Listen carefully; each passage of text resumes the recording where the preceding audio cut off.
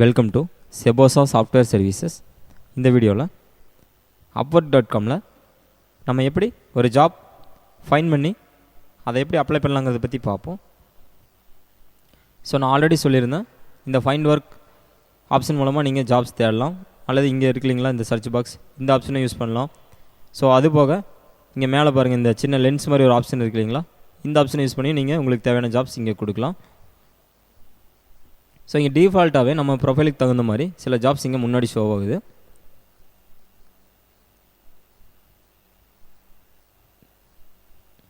So இப்போ பாருங்கள்,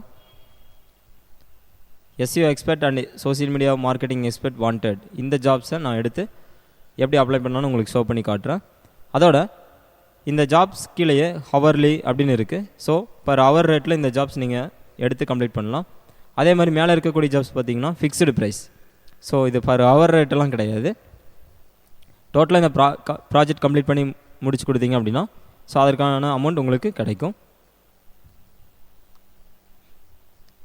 so நீங்கள் அந்த ஜாப் ஓப்பன் பண்ணதையுமே டைரெக்டாக அப்ளை பண்ண வேண்டாம். ஃபஸ்ட்டு அந்த ஜாப் டைட்டில் மட்டும் பார்த்துட்டு நிறைய பேர் அப்ளை பண்ணுவாங்க. ஸோ அது ரொம்ப மிஸ்டேக் அதிகமாகும். ஸோ அதனால் என்ன அப்படின்னா, ஜஸ்ட் டைட்டில் மட்டும் பார்த்துட்டு ஸோ இந்த ஜாப் ஈஸியாக இருக்கும் அப்படின்னு நினச்சிட்டு எல்லோரும் அப்ளை பண்ணுவாங்க. ஆனால் பார்த்தீங்கன்னா நிறைய பேர்த்துக்கு அதுக்கு அப்ரூவல் கிடைக்காது. ஏன் அப்படின்னா அந்த டிஸ்கிரிப்ஷனில் இன்னும் சில டீட்டெயில்ஸ், தேவையான சம்மந்தமான டீட்டெயில்ஸ் எல்லாம் கொடுத்துருப்பாங்க. ஸோ அதனால் அந்த ஜாப் நீங்கள் அப்ளை பண்ணிவிட்டு, அதாவது அந்த ஜாப் அப்ளை பண்ணுறதுக்கு முன்னாடி அந்த ஜாப் ஓப்பன் பண்ணிவிட்டு ஜஸ்ட் அதை பற்றின டிஸ்கிரிப்ஷனை நல்லா படிங்க, தெரியுது இல்லைங்களா.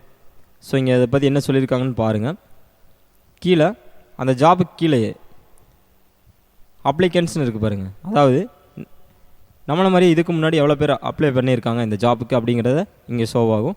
ஸோ 71 மெம்பர்ஸ் ஆல்ரெடி இந்த ஜாபுக்கு அப்ளை பண்ணியிருக்காங்க, தெரியுதுங்களா. ஸோ இந்த கிளைண்ட்டோட ஒர்க் ஹிஸ்ட்ரி, இங்கே ஃபீட்பேக், இவர் என்னென்ன பண்ணியிருக்காரு அதெல்லாமே இங்கே இருக்கும். அது மட்டும் இல்லாமல் other open jobs by this client, அதாவது இதே கிளைண்ட் வந்து வேறு சில ஜாப்ஸும் போஸ்ட் பண்ணியிருப்பார் இல்லைங்களா. ஸோ அந்த ஜாப்ஸும் இங்கே கொடுத்துருப்பாங்க.